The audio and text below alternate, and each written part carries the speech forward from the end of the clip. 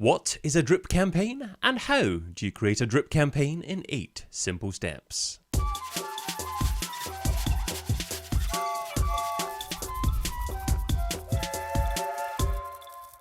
Hi, I'm David Bain. It's easy to get lost in constant self-promotion or forget that much of your audience hasn't heard of you before. You need to make sure that you have a series of messages in place that cater to people discovering you for the first time and gently nurtures them along the route to consider doing business with you. And that's what a drip campaign can provide. It can extract valuable information from your new contacts and fully automate their awareness and consideration journey. But to start with, what exactly is a drip campaign? That's what I asked Mobile Monkey's Senior Product Manager, Dan Golder. So drip campaigns, they give marketers and businesses the ability to build a relationship with leads and customers. This is really important when you're first interacting with a new prospect or a new lead, because that means that they're sort of in a consideration phase. They're thinking about you, they're thinking about your industry, and it gives you a really great opportunity to capitalize on that timing and make sure that your brand is top of mind for the next few hours or days or weeks or however long your consideration process tends to be for your industry.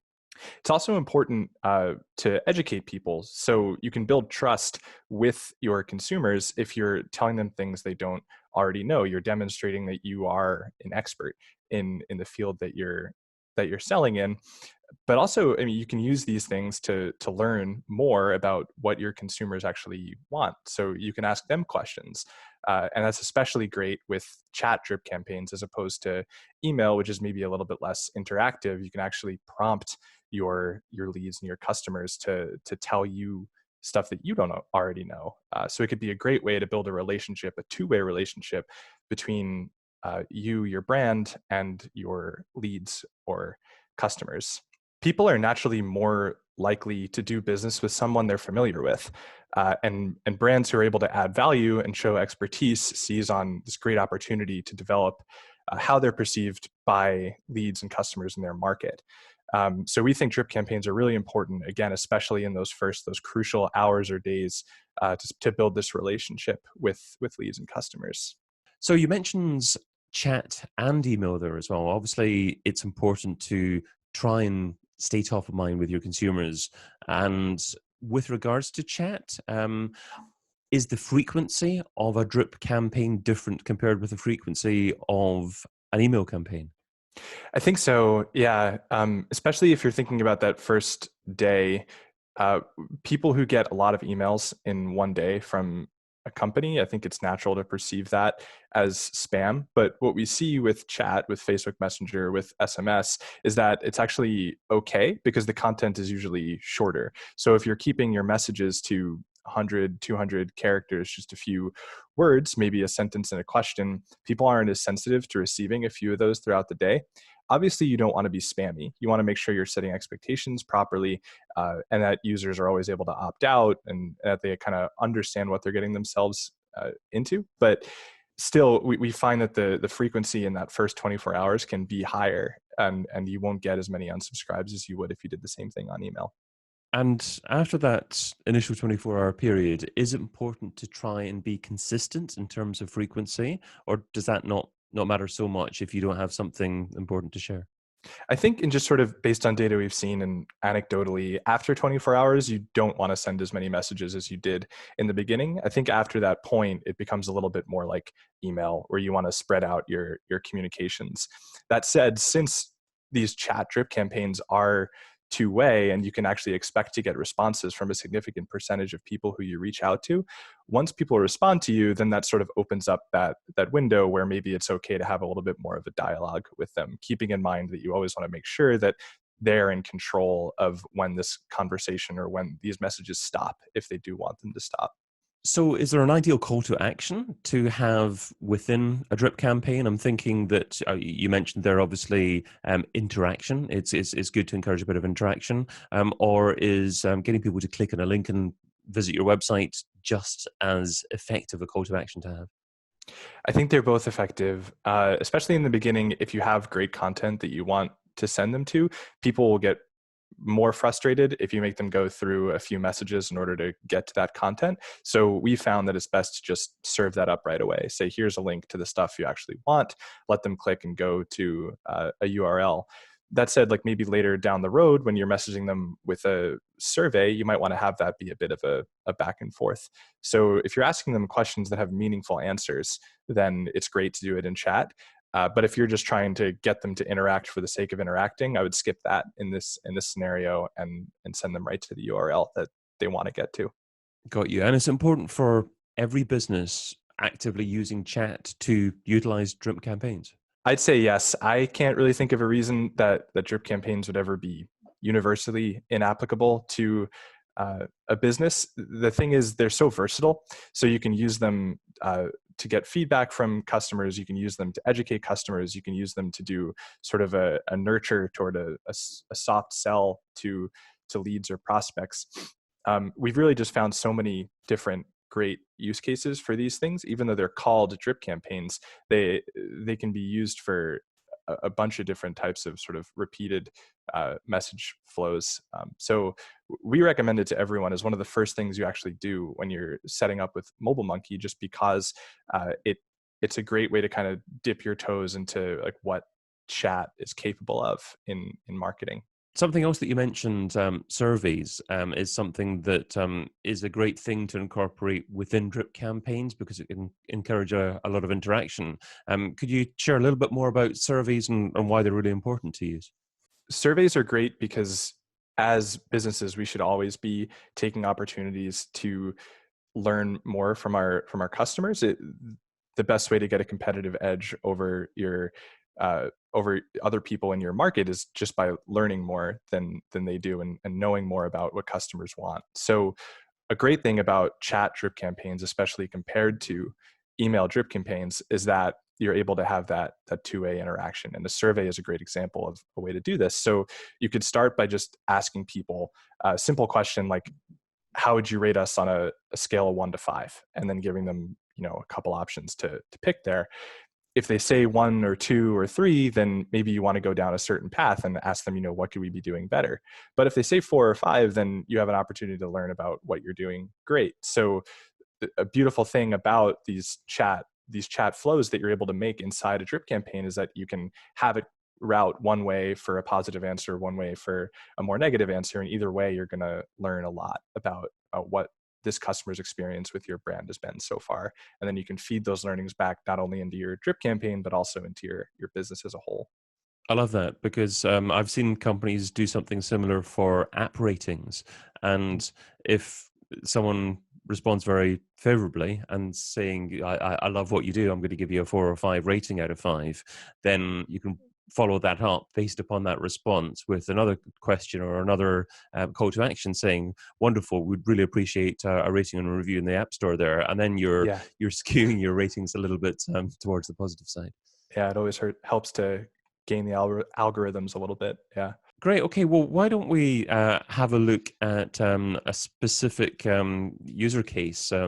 So shall we walk through an example in the platform? Sure. Sounds great. Yeah, let's make one. So I'll share my screen.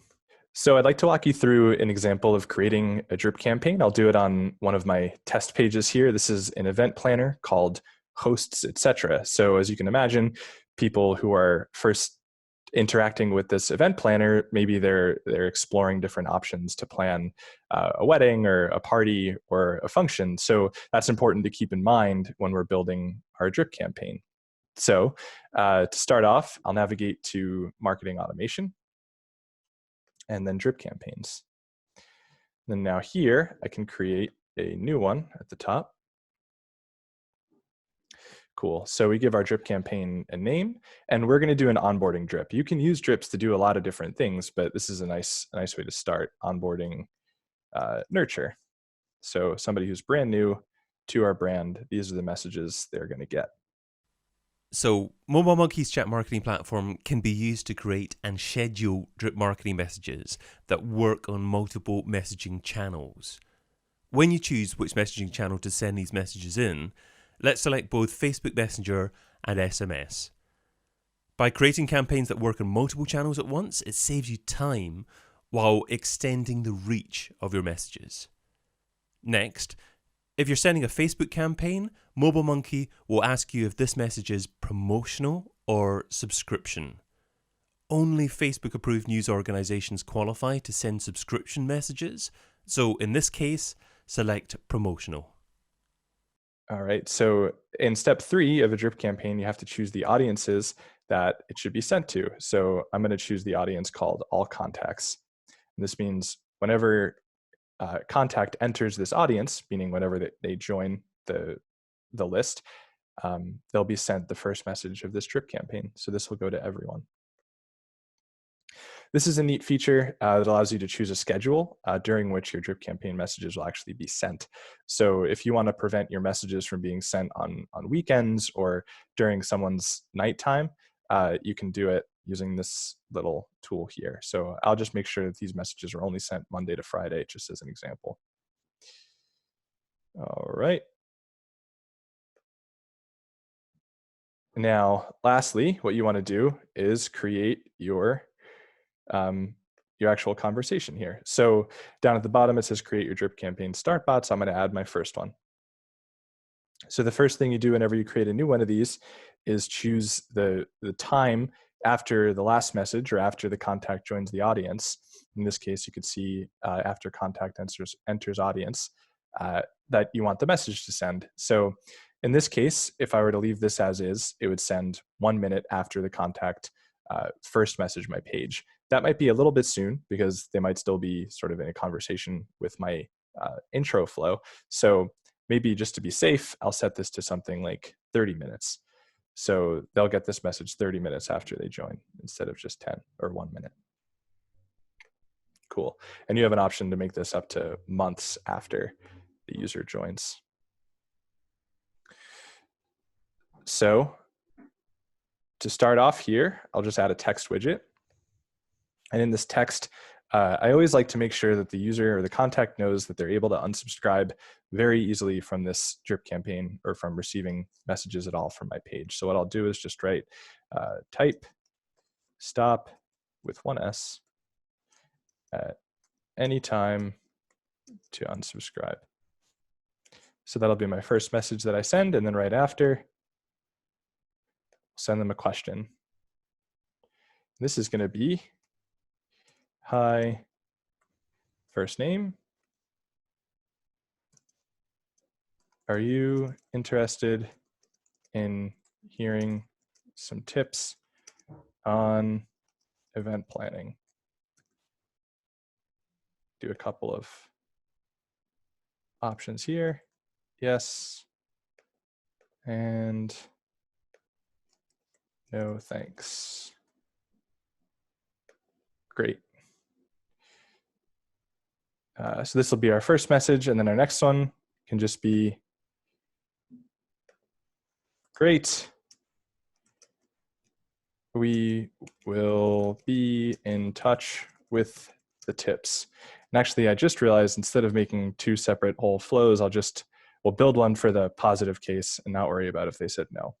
So they say yes, we say great, we'll be in touch with the tips.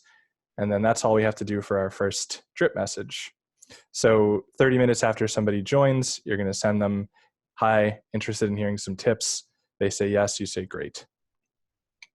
All right, so then our next one, now that we know the user is engaged, and again, if they weren't, we would take them out of this audience, but just for this example, we'll keep it simple. We'll do it an hour later. So an hour after the last message was sent, we're still pretty early on in the customer's life cycle. We can send them a new little tip here. But first, as always, I like to say type stop at any time to unsubscribe. And then below that, we'll say tip number 1. And tip number 1 is always over communicate with everyone involved in planning the event. It's not a very helpful tip. You might be able to guess that, but I'm not actually an event planner, so it's one of the best ones I could come up with. So this is a quick tip that you'd send. Hopefully you know your business better than I know event planning and you're able to add more value there. A fun thing to do on these tips, just to kind of make this seem a little bit more engaging, is to add a GIF. So we have our little GIF widget here. We could send a hooray GIF, maybe something like this one. This looks like an event. Great. So now we have our first tip. So you could send a couple more tips throughout the day. 1 to 3 is probably a safe amount, but remember, you don't want to like spam the person. Maybe later on in the day though, you might want to try a soft sell or something that might like encourage the user to get back in touch with you. So maybe let's say 3 hours after the most recent tip was sent, you could say something like, do a quick question, type stop at any time. And this isn't required that you write this. I just like to, because generally people who feel like they're able to unsubscribe are less likely to be upset by the messages coming through, and they won't even unsubscribe if they know that they can. They're like, okay, they don't feel as trapped by it, and they're not as intent on making it stop if they know that they can at any time. So type stop at any time to unsubscribe, and then you can say, how about we get on the phone to discuss the event you're planning? And then you could say, sounds good, or I'm not ready yet. If they say sounds good, then maybe at this point, this is when you'd want to say someone will be in touch. Great, someone will be in touch.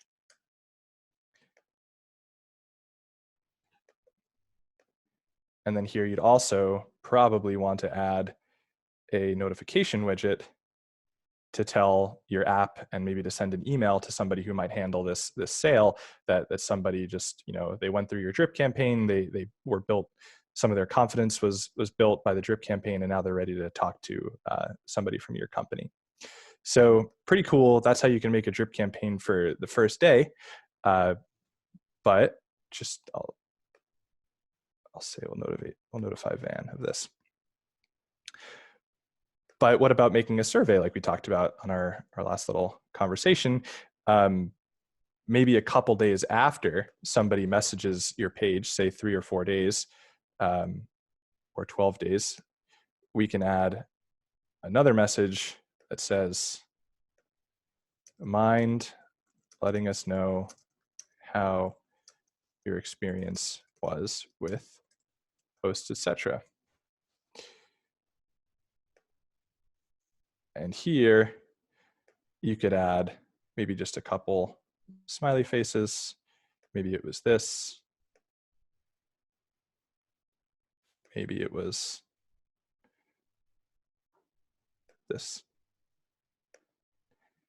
And like we said earlier, if you wanted to make different flows that stem from these different answers, you could do that easily too. So if they pick the pukey face, then you can respond with a couple questions about, what went wrong, how could we have done better? And if they respond with the happy face, maybe they can leave you a review on Facebook or on Yelp or wherever matters for your business. So maybe we can jump and just see like what a couple of these messages actually look like.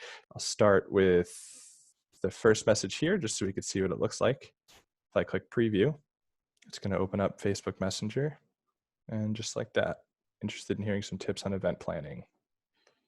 And I can say yes. Cool. So that's what the message ends up looking like. And again, this would happen just minutes after the person joins the audience. So super easy to build a drip campaign. You can see I just built a 4 or 5 step drip there. It only took me a couple minutes, and you can make these as complex or as simple as you want. The tricks to keep in mind: always keep the content short and sweet. Be educational before you try and do a sell, and gather as much feedback as you can while the customers are talking to you, because it's really valuable to take advantage of that time. So great stuff. A really good example there of using a drip campaign, but I'm sure, Dan, you've seen many different examples of drip campaigns. So what's one more unusual example of a really effective drip campaign? Hmm, Unusual example.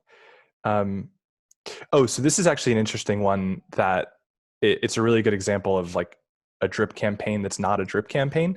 Somebody showed me that they had been using drip campaigns to nudge people to finish their lead generation flow. So somebody comes in, they start filling out questions or responses to questions like, what's your email, what's your phone number, what can I help you with, this or that. But if they don't actually finish that whole flow, they go into a different audience, and when they're in that audience, they'll send that lead form to them a second time a couple hours later. Maybe they catch them at a better time because they didn't finish earlier. So that was kind of an interesting way to use a drip campaign to do something that is not sort of a traditional nurture campaign as we think of it in marketing. Yeah, superb. So it's kind of like if someone's got a full basket on an e-commerce site, just prompting them a little bit just to Yeah, complete that transaction. yeah, it's like abandoned cart for leads. Yeah.